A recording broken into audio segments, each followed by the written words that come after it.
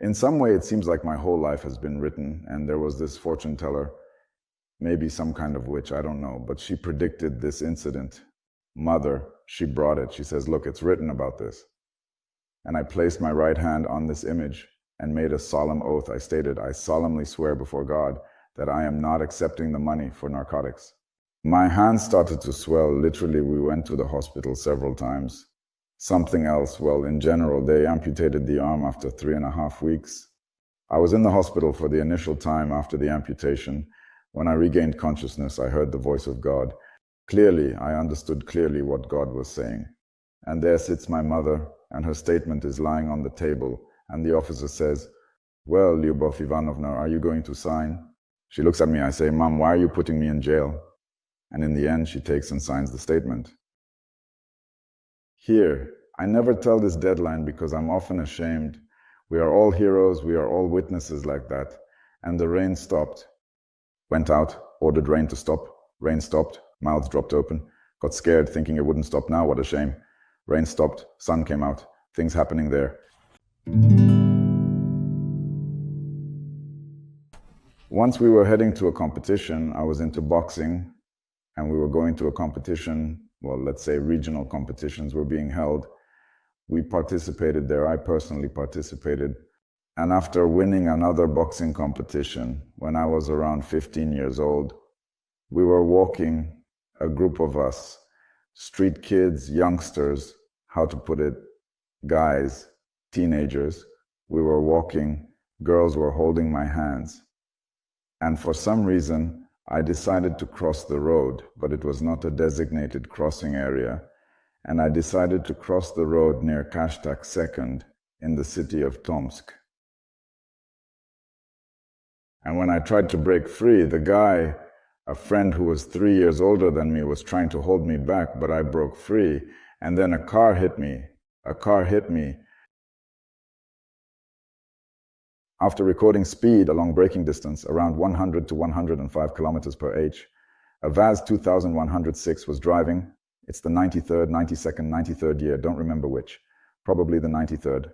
These years, don't recall. Minutes of clinical death. The ambulance arrived later. The individuals immediately approached, commenced attempting to perform artificial respiration, cardiac massage, and other related procedures. I remained motionless. They examined my pulse. There was an absence of pulse. They commenced respiration, attempting to insert something into my mouth. In general, it all lasted for 4 minutes. Then I caught my breath. Both of my lungs burst. The lungs and pleural cavity were torn. A total of 7 ribs were broken, with 5 fractures on one side and 2 ribs located at the back of the body. Generally, it transpired that as if they had pierced the pleural cavity using a fork, the liquid completely filled up this pleural cavity, leaving no empty space.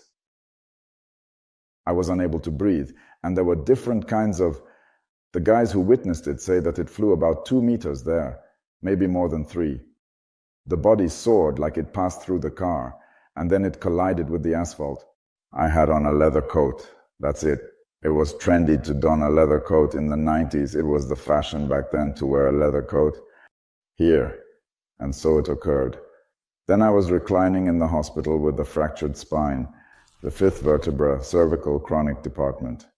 These 7 ribs, lungs, concussion, and everything else was present there. I was in intensive care for a few days.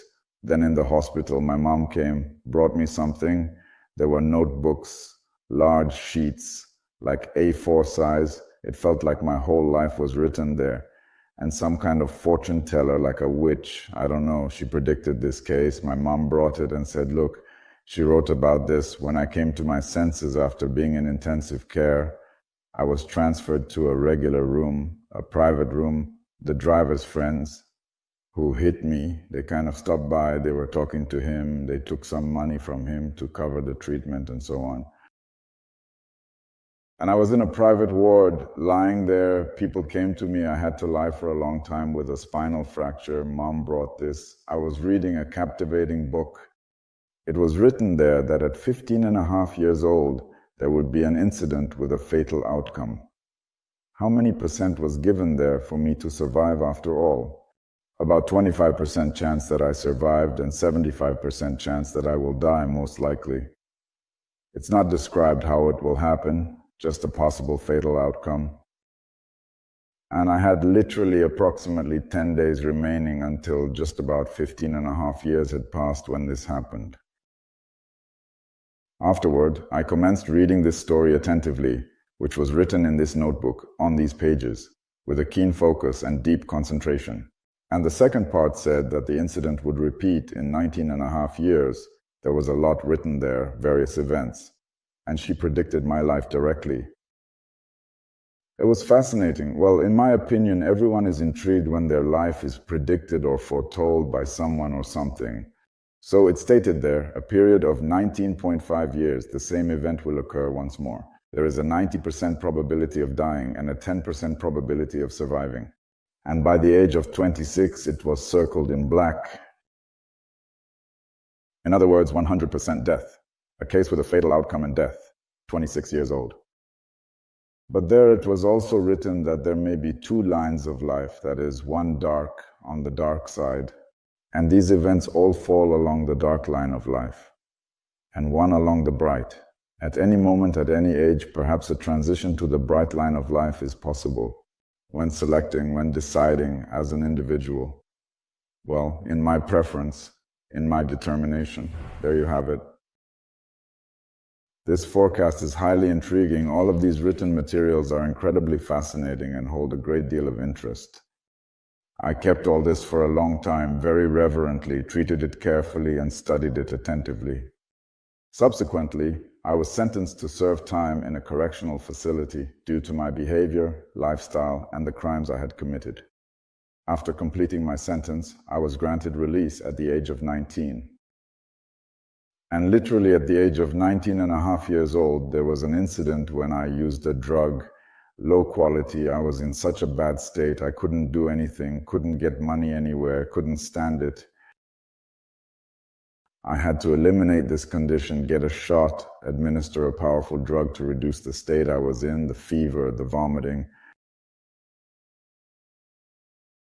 And he couldn't find anything better, so he went to his mother, started asking for money. Well, he was saying that he needed to repay a debt.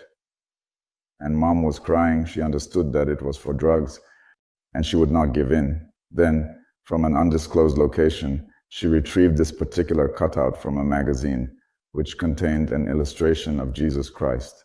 Well, she most likely regarded it as an icon, but it was not an icon. It was a cutout from a magazine, and she positioned it in front of me and said, "Swear before God that you are not accepting the money for drugs." I have already served the time for that. They gave me 2.5 years since I was a minor. And I sort of understood that we were reading the Bible in the colony, studying scripture with the guys. I understood that it was wrong to do this, to swear before God. I believe that there is a God, that God is spirit, and He sees everything and knows everything. And I understood that this should not be done. However, I was feeling extremely unwell, and my need for the medication was so strong that she instructed me to place my hand on this image and solemnly swear in the presence of God. And I positioned my right hand on this image and made an oath. I explicitly said, "I solemnly swear before God that I am not accepting the money for drugs." So I took the money, went, purchased drugs, prepared them there. Using that money, they were opiates at that time. It was referred to as hanka. And they brewed this derivative from poppy. Well, they injected my right arm, and my arm started to swell. Literally, we went to the hospital several times, something else. Well, in general, they amputated the arm after 3.5 weeks. It was impossible to save it in any way. Gas gangrene. So the doctors called my mom at work. She was at work. They called her. I was 19 and a half years old at the time. They called urgently for her to come. She needed to agree to take it. I don't know why, legally how it all is now. Anyway, she was notified. She came and also gave her consent. Hand had to be amputated urgently as gangrene spread rapidly. Everything happened so fast that it might be possible. Well, the doctor said for a few hours that death could occur there, and they amputated my arm. Well, there you go. I was in the hospital for the first time after the amputation. When I regained consciousness, I heard the voice of God. Clearly, I understood what God was saying. It was like inside me, but I somehow grasped exactly what He was saying to me, that God was speaking. And there was this word, "Do not deceive yourselves. God does not scold or reprimand. As a man sows, so shall he reap." Behold, I understood what God was saying. But I was very dependent on drugs at that time. It had been about 2 months since my release, and I was using. It was, I think, September of '97.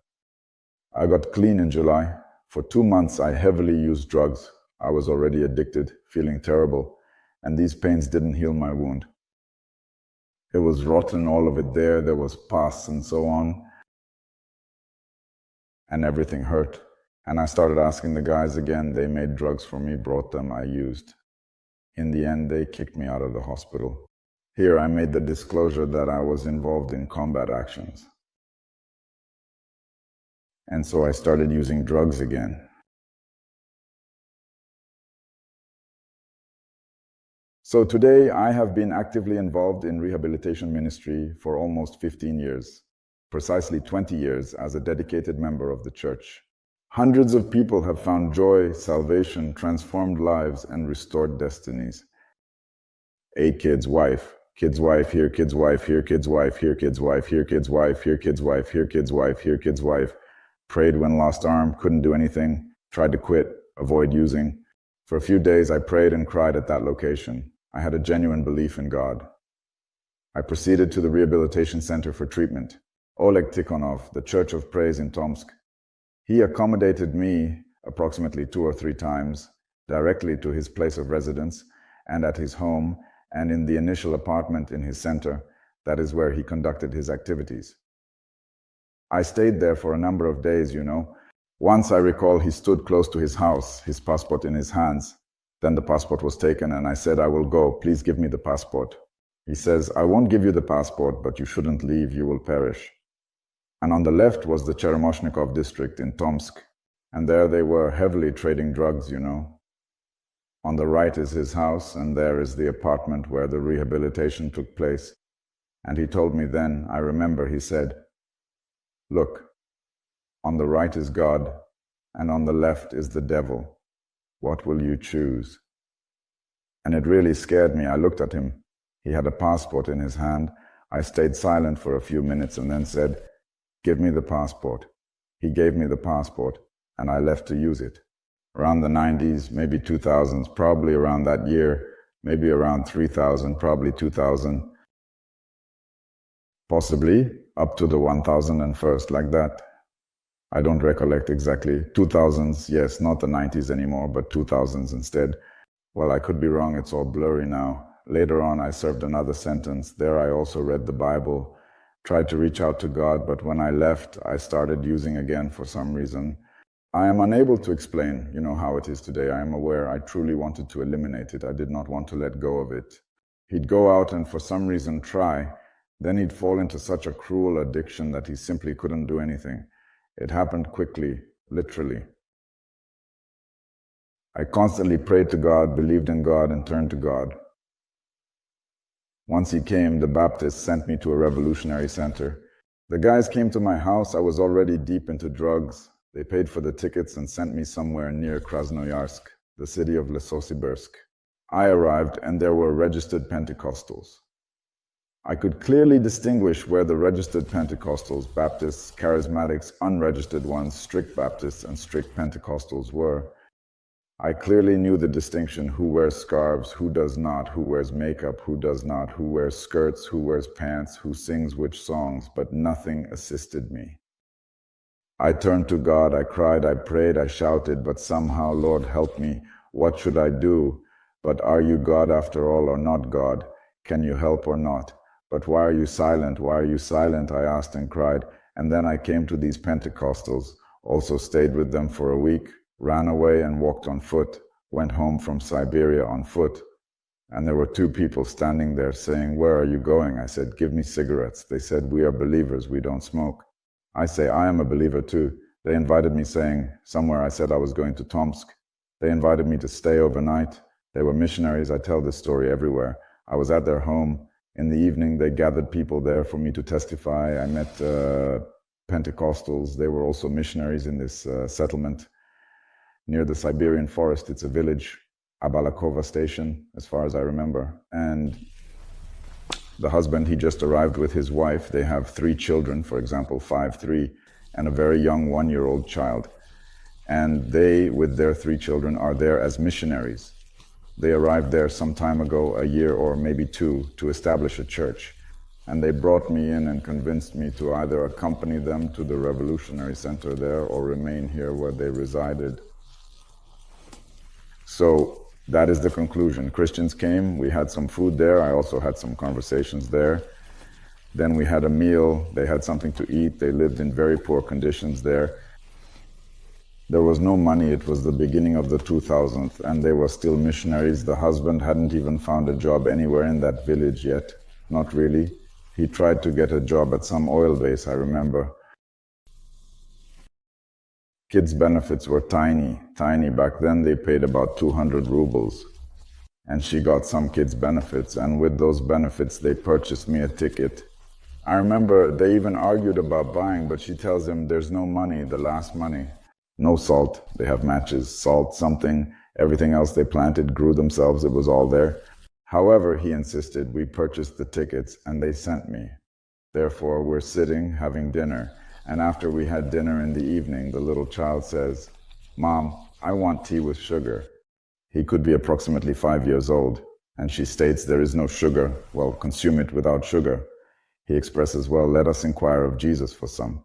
And she was like, come on. And everyone stood up, but I too was feeling terrible because of the drugs I had taken. I also stood up thinking it was some kind of absurdity. Well, I thought, okay, let's stand up then and see what happens next. And the boy says, Jesus, please give me some sugar so that I can have tea with sugar. And everyone is praying, asking for something there too, and everyone. Someone knocked, Mom went to open the door, and he finishes like that, amen, all in the name of the Father, Son, and Holy Spirit, amen. And Mother goes there, donated some groceries from the neighbors, and there were 3 kilograms of sugar. Then she carefully positioned it on the table, served it to him. He eagerly took a generous portion, and with a heartfelt expression, he gratefully said, "Thank you, Jesus, for this wonderful meal." And for me, it was such a strong testimony, that it's like God is here, like Jesus is right here. And the boy understands it clearly. It somehow even scared me, I guess. I felt repentant inside that I don't believe in God as much.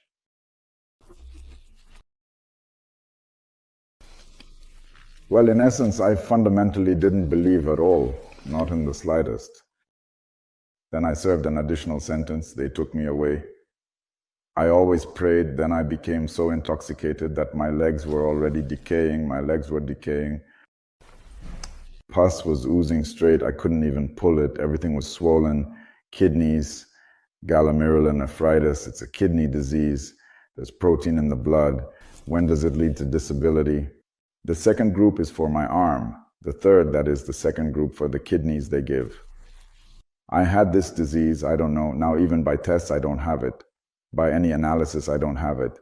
That is, it's incurable. I don't know what happened. I don't have it.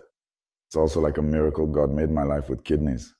However, at that time, I was completely swollen, experiencing pain all over my body. My legs were decaying, and I had thrombophlebitis, among other things. And I couldn't put on shoes or boots. I was saying goodbye to my youth, finding size 46, 47. Even the zippers in the front were unzipped, wouldn't close, and I walked around in them. I was collecting funds, asking people, businessmen, everywhere I could, just to somehow acquire drugs. That's the sole purpose of my actions. And one day I was asking God, well, not just one day, I was constantly asking, I say, Lord, take me like a kitten, take me with strength, drag me with strength. You can do it, I'm dying, I'll die soon. I realized my days were numbered. In the hospital, they brought me in with a BP of 200. They give injections there, poking into the leg, actually into the buttocks, because my stomach was in the way. She sticks the needle in my leg, removes the syringe, and water pours out like a pimple popping. I don't know what medicine it was. So they discharged me because I was afraid I would die in the hospital. And I didn't need those deaths in any hospital. They take me to the ER and then bring me home. I remember saying, "How can you discharge me? I can't even walk." They bring me home. I remember being unloaded by the entrance. I crawl up there, and there's no elevator. I remember asking my brother to break the lock. We lived in 2 rooms, my brother and I in one, and my mom in the other.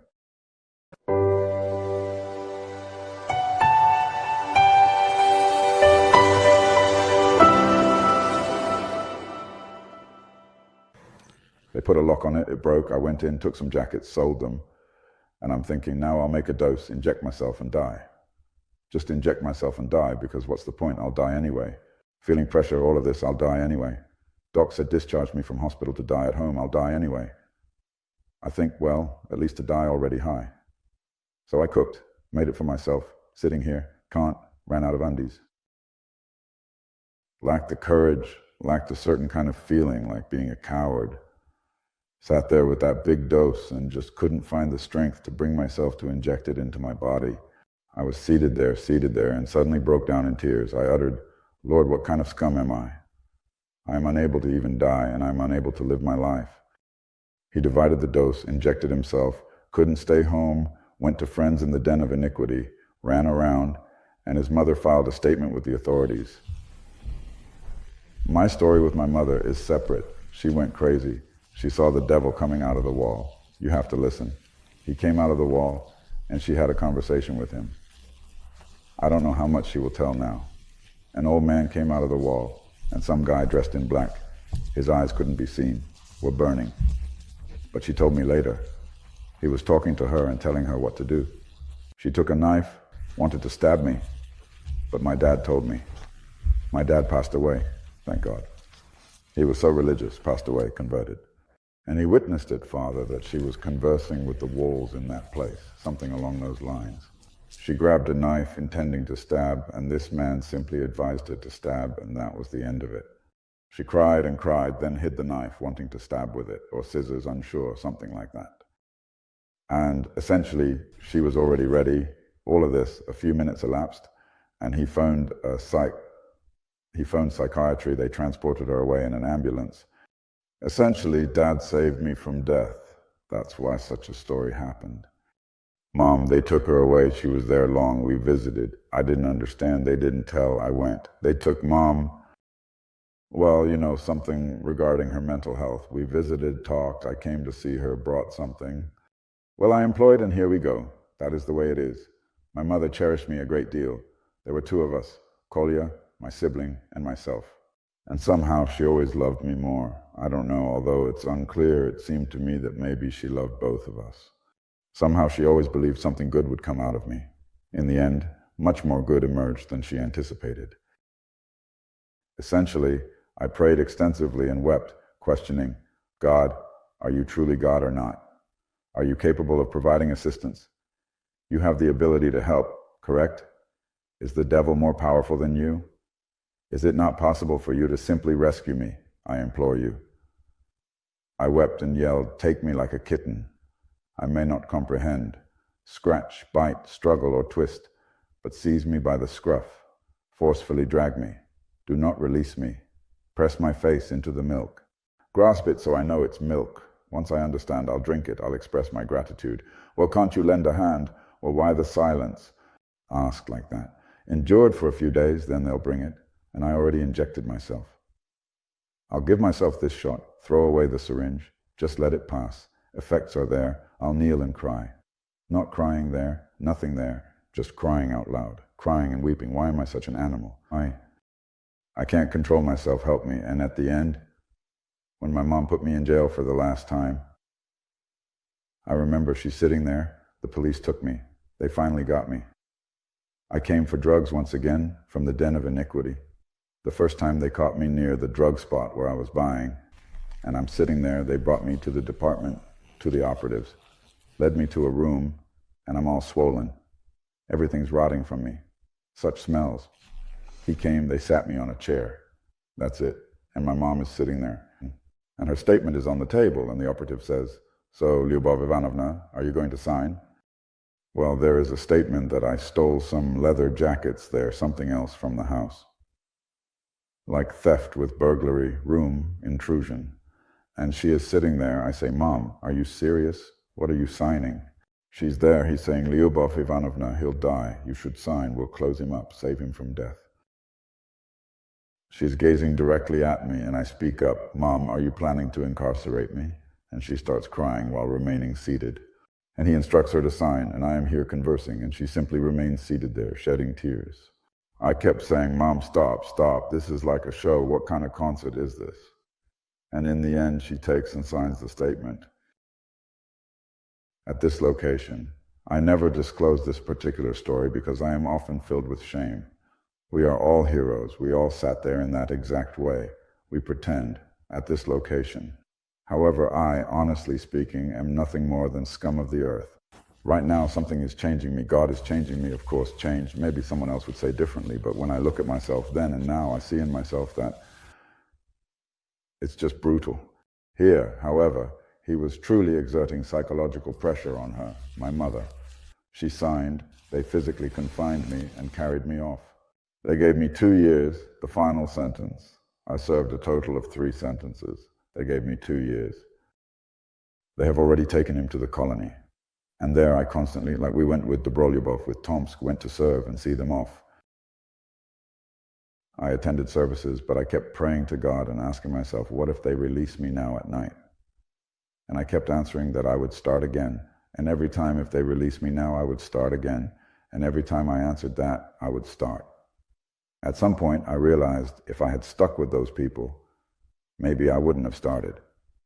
And then, it was a miracle. The head of the unit came up to me, I remember. The quartermaster came up to me in the zone and said, listen, there's a plan here, well, for parole to release a certain number of people. That is, well, that's it. Well, I'm already such a disabled person, so gray, so all this sitting quietly, not getting involved anywhere, no violations there, and so on. And he says, like, well, we see that you could be there. Well, I go to this Christian service, all that. Well, and in general, truthfully, I, in short, got kicked out of the zone after a month. I didn't serve the full 8 months, meaning I only served 4 out of the last year.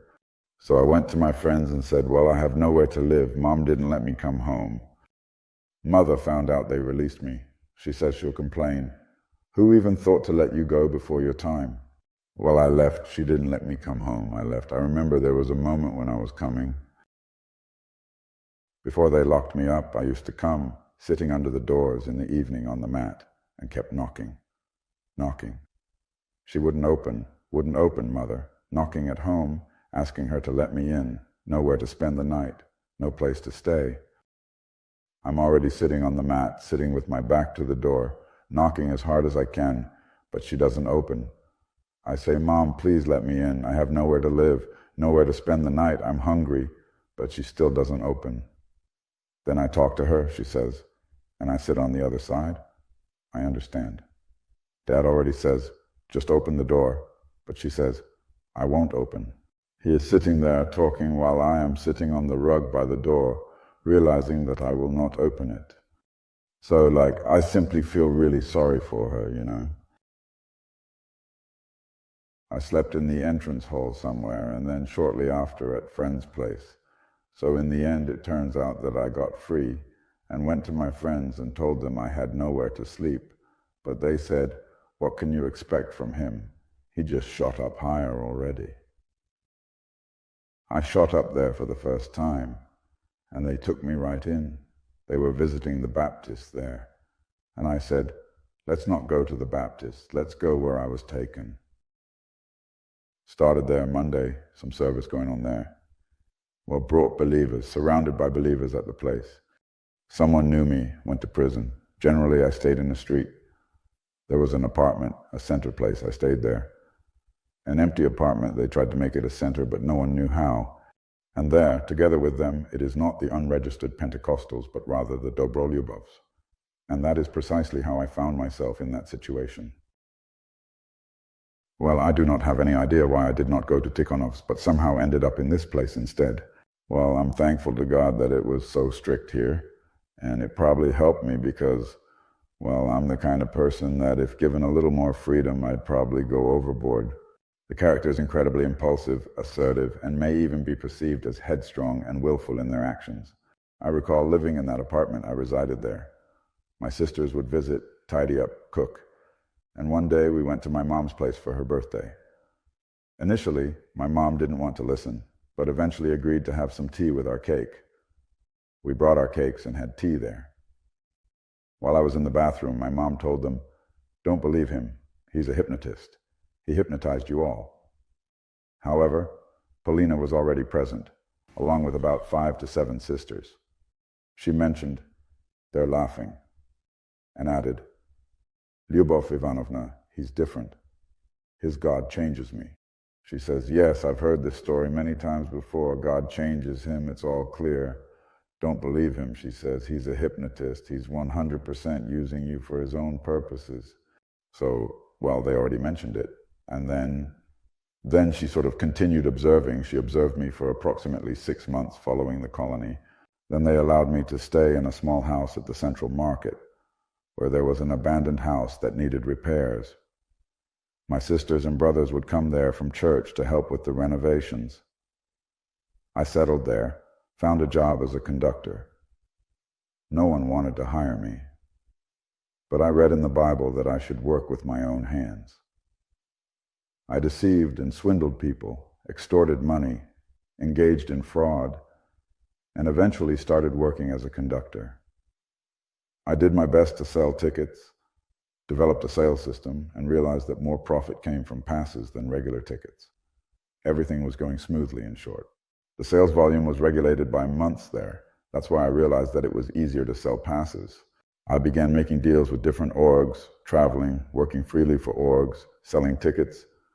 Consequently, my sales volume surpassed those of anyone else. I was placed on the honor roll for being the most promising ticket seller. There you have it. I achieved the highest number of ticket sales. In the city hall, I recall signing a contract, passes there. I wholesale to all employees. Then one day at home in that apartment, I recall, I mopped the floors, and something deceiving everyone, using drugs. There's fraud again for me. And in church I sit. It's like my conscience judges me. I attend meetings, and at the same time, right there, I deceive someone, and that's what I see today, working with drug addicts. They have 2 personalities, constantly one opposing the other, as written by Paul in chapters 7 and 8, that the flesh and the spirit oppose each other. I see how today there are 2 personalities in each person. The good that I want to do, I don't do, and the evil that I don't want to do, I do, poor man, exactly. The scripture says in Corinthians, Paul writes. Well, so I recall mopping the floors, once again at home and in another zone, and then this thought comes to me. Why do you deceive like this? They help you so much, care for you, you deceive them unfairly. I say, Lord, but somehow thought, it's God. I say, Lord, but if it's you, then let there be just one sister there. Well, there was Ira there, she's also a former one, served her sentence there before, was in places of deprivation of liberty, and it was easier for me to explain my situation to her. I say, then let her call now. If it's you, let it be Ira who calls. And at that moment, the phone rang. Imagine the phone, like a landline, ringing like in school during recess, and at home it was silent. It was so intense, I fell on the wet floor with a rag there. I was so scared, as if God was talking to me, as if God, right here, at this moment, I asked him a question, and I got an answer. I picked up the receiver, like hello, it rings. And she says, hello, Sergei, how are you? Why are you calling? I'm just curious about the process. But what is it? Why are you calling? I don't know. We were working there. They were doing some finishing work. And the thought came to me to call you now. Ask how you are, what you're doing. But then I said, so I called? Well, I'll come there. She started explaining something.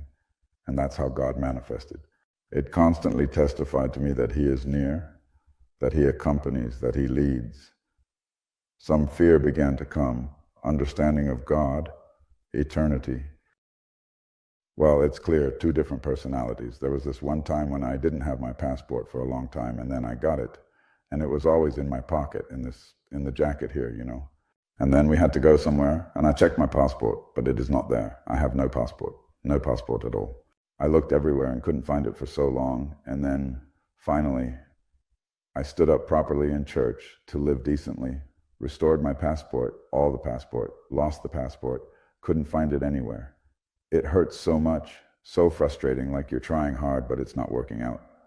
So I'm standing there, and it worked out in the end, but it's such a story. I'm standing near this mirror, praying directly to the Lord. The whole day passed, it wasn't there. And in the evening, I'm getting ready to leave somewhere, standing near the hallway, near the mirror, praying, Lord, please, you can give me this passport. You're God. You can. What should I do? How to pray? It was difficult to restore the passport back then. Now it's somehow easier. Laws have changed.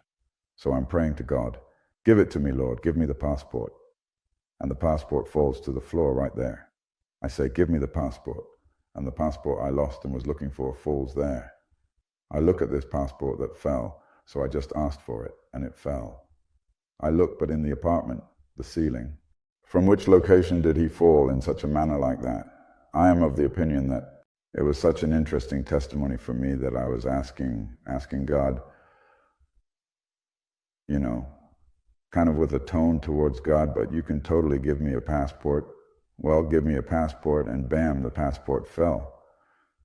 So I stood up and thought, wow, and to myself I thought, Lord, forgive me, where did it fall from? And then I tried to find it here on my jacket. There are such cuffs, but it's an autumn jacket with elastic bands.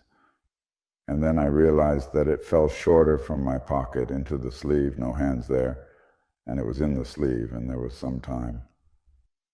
And at the moment when I started to pray here, it somehow unbuttoned there, and he simply fell out of there. It was an incredibly great moment. That's all there is to it, and that's the end of the story.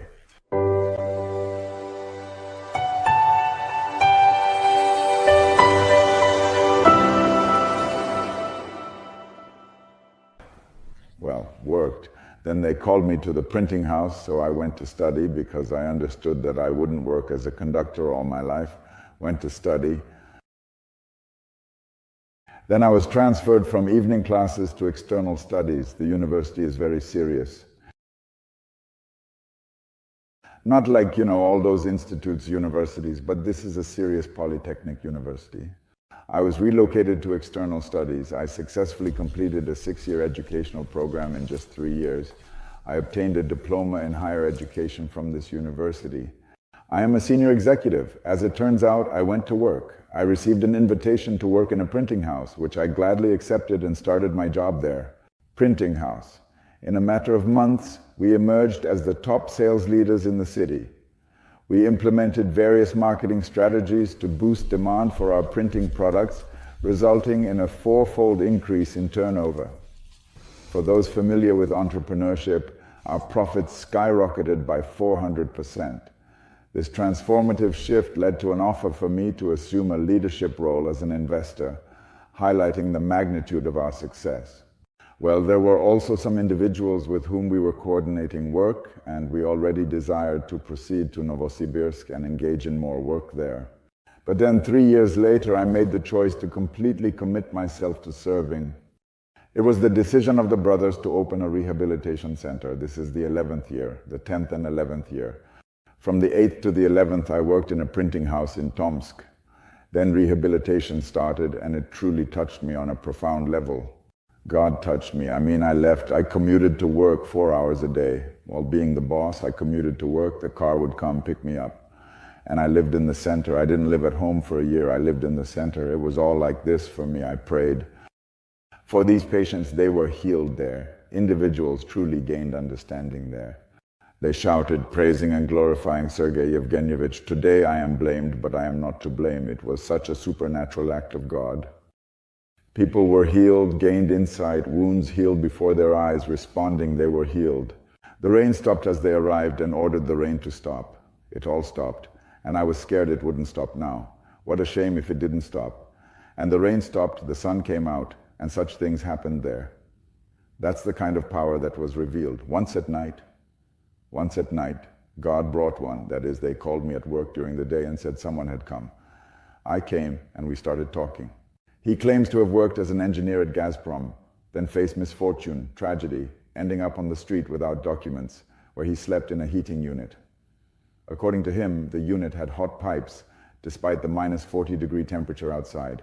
Windows barred, grills welded in cozy place, doors are iron, wrap them with wire from inside before going to sleep at night. He says, I sleep at night, it's dark, can't see anything. Everything is twisted inside with gears and wires. Everyone pushes me. Someone says it is hard for you, says I am like that. I sat down and said, yes, it is hard. Go, and he tells him the address. Go to Dobrolyubov 41 and find the solution to your problem. He believes, oh, I must have consumed excessive alcohol, experiencing hallucinations. But he looked away, dozed off on the second night. Once again, someone utters, it is difficult for you once again, using the same words, unity and goodwill, 3 times. He says, I wonder, what is this? Always the same thing. He says, I didn't go for several days, just walked and walked, thinking, oh, maybe it's some kind of dream seeping into my mind. Then he went and returned, asking, what is happening here with this goodwill? We had a rehabilitation center there, something intriguing, but we all reached the conclusion, what is this? Like angels pushing a whale into a closed room at night in front of a person? It was so fascinating, also a testament. So we agreed to donate money to initiate the construction of a facility there. One family, the Parabeli Titovs, donated land opposite the prayer house. We agreed to commence pouring the foundation, constructing. We began building, poured the foundation in the first year, built in the second year. Brothers arrived, God sent some capable rehabilitation experts, started building. Constructed a house, then gradually started constructing a house for me and Polina. Bogashova's mother transferred Polina's land to us. So we ended up with that house, and then there was a clear understanding that we had to continue. Because we established the Novosibirsk Center, established the Ust-Kamenogorsk Center. Well, Ust-Kamenogorsk, a few, there's Ryder, there's Zhiryanovsk, slowly serving in some way like that. There were brothers, Dima Cherkashin, now he is a bishop there, very active, kind person, open, sincere, very actively participated in work. I recall I came, he is a bishop, he lacks the knowledge of handling these individuals, so we made some small pies, baked such tiny ones, I put them in a bag, and he trailed behind me with this large bag, with this bag at the back of me, so I descended there, entered, inspected the heating pipes, there for the homeless, for the drug addicts. And I told him, provide me with the pies. He provided me with the pies, followed me like that behind. Here, well, that's how life has passed. Has it passed? It's ongoing. God accompanies us to this day. I observe a multitude of joy, a great amount of happiness in the eyes of the children when God performs salvation, pulling them out of this sinful pit. There is always a phone positioned underneath the video recording. Call, contact us. Hotline consultants are available 24/7. There is not just one phone number. Write to the channel's email. Contact us via email. Call us. A consultant will speak with you. We ask you, do not despair, do not be discouraged. Those who believe, pray, distribute business cards, share phone numbers, work, brothers, sisters, friends. There is a very limited amount of time. It is not the appropriate time to argue, not the time for political, interreligious, interfaith disputes. With such limited time available, the number of people who perish is overwhelming. It is a heartfelt cry, a cry from the depths of the soul. We must reach out, extending our hands and voices. We need to speak, preach, invite, and talk about Christ. We should also discuss the important work happening in our dormitories and the work being done through the channel. We must not remain silent. As Christians, even the smallest actions can make a difference. Do a little, it is not difficult to do a little. Inform me. Well, inform me about the work of the channel, the work of dormitories, the work of service, restoration, rehabilitation, and so on. Yes, may the Lord bless you, wishing all the people the very best happiness, goodness, blessings, and kindness in Jesus Christ's name.